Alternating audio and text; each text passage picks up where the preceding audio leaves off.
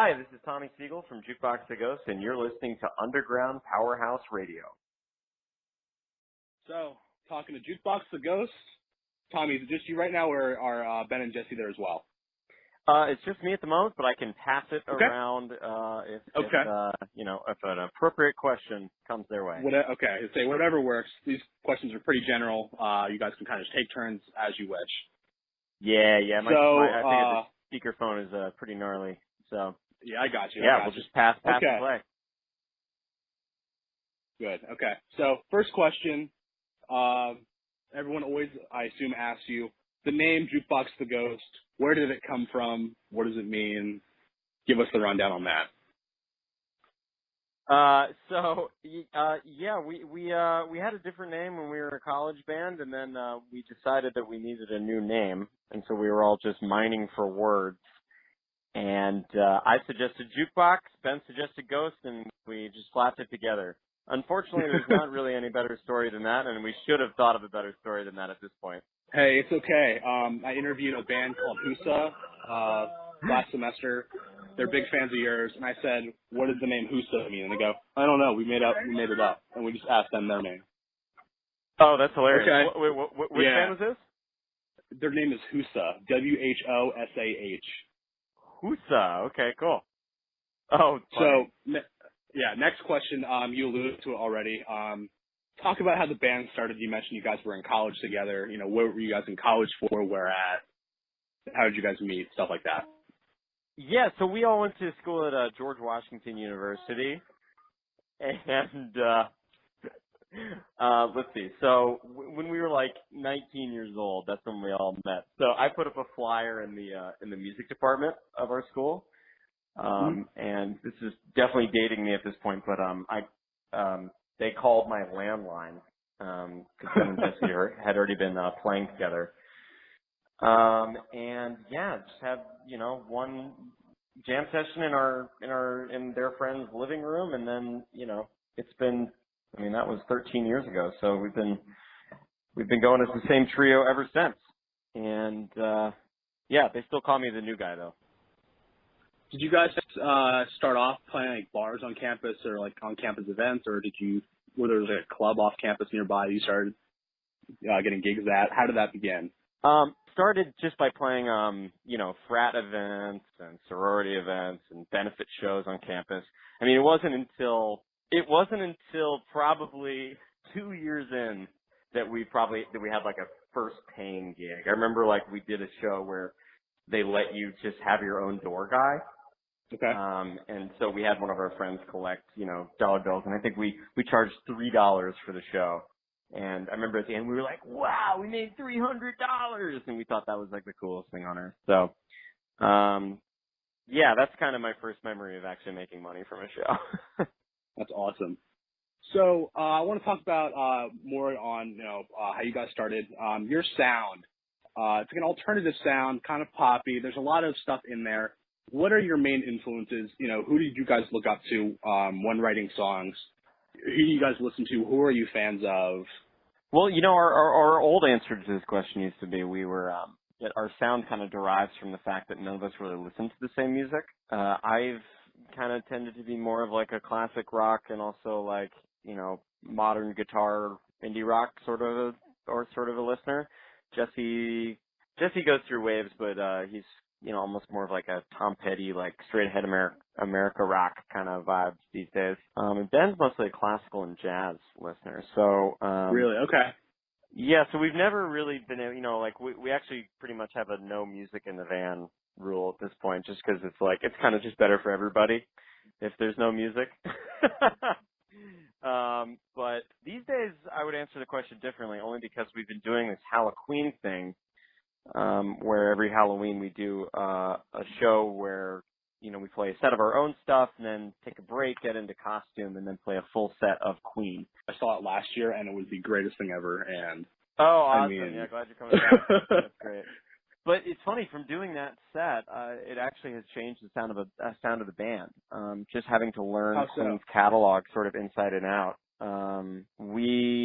It kind of gave us fresh eyes on the band, and I think this new record really bears it out. We haven't put anything out from it yet, but it's very Queen influenced, and you can hear it in the harmonies and the guitar playing and sort of the quirkiness of some of the arrangements. And it's still Jukebox, but it's us kind of like being inspired by the outlandishness of Queen.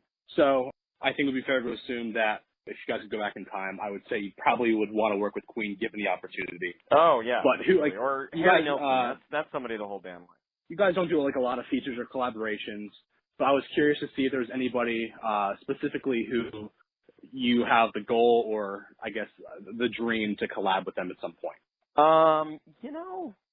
We love collaborating, but I can't think of anybody off the top of my head. You know what? Sure, we all love St. Vincent. It would be really cool to do something with her if we were ever so lucky.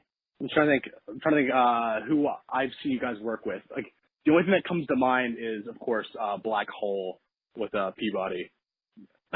Yeah, we I mean, one thing that we're definitely excited for as a band. At some point, I think it's inevitable that we work on a musical with somebody.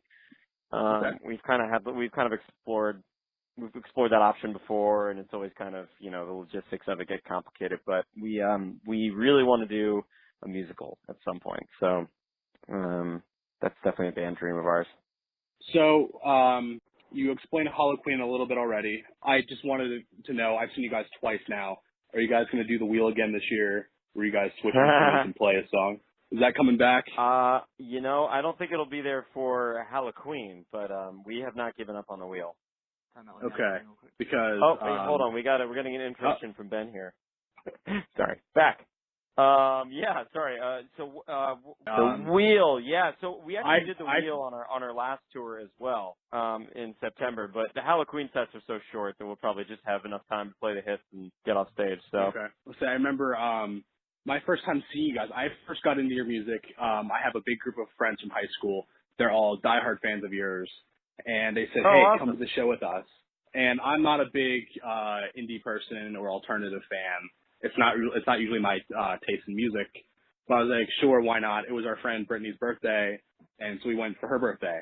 And it was the show when you guys were in Philly. I remember Union Transfer, I think it was, when you guys were doing the live album.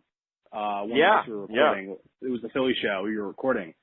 And I remember you guys brought out the wheel at the end, and everyone just went nuts. I was like, what is happening? And so I had to ask. Because that was one of the most memorable parts for me of that show was seeing you guys all switch off. Well, fun fact, that show ended up being the bulk of our live record as well. Yeah, I know. I bought the album last year's Halloqueen show, and I saw my friend Jason and I on the poster insert. We could see ourselves in the crowd, and so I had that hanging up in my room at home. And I'm like, okay, part of the band now. We thought it was funny, so we got that. And we all got Jukebox and Koch shirts because we love that joke. Oh, awesome. I'm excited to see those T-shirts for this show. I saw your Twitter post a couple weeks ago of the Halloween designs, so I'm excited to see that. Who's the one that does the T-shirt designs? Who draws the T-shirt designs? That's me. I'm the doodler of the band. That is you. Okay. Yep. So. Yeah, most of our T-shirts are just like my crappy scribbles with a Sharpie. So I guess that makes me graphic designer. Doodlers unite. I wanted to ask you guys about any word of new music coming. You guys are on tour right now. Is there a new album you're working on? Any new singles you plan on releasing? Is there any information you can give us? Well, I can tell you we've recorded 15 songs. And we're not sure in what order or what permutation are going to be released, but we're really excited about it. And if I had to guess, I don't think it's definitely not going to be till next year that it gets officially released, but it is done. So that's good. There's a light at the end of the tunnel. So keep an eye out for early 2018. Are we going to hear any of these songs perhaps at the concert? Are you guys performing them? Have you thought about giving one of them at the show, or are you going to keep them all secret until the drop happens?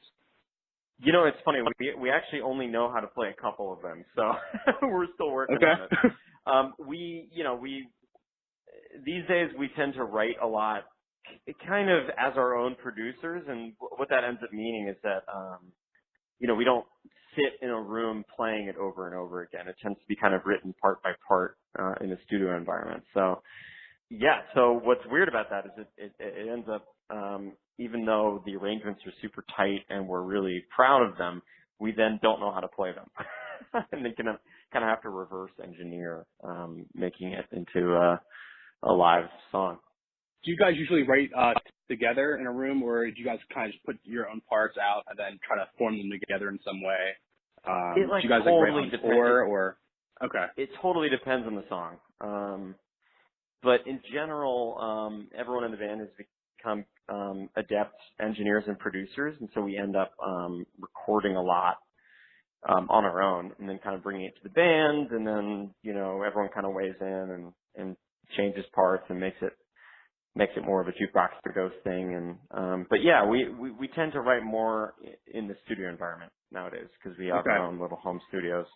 Trying to think, if you want to plug your social media, plug your tour. I'll give you guys an opportunity here, obviously, for taking the time to speak with me.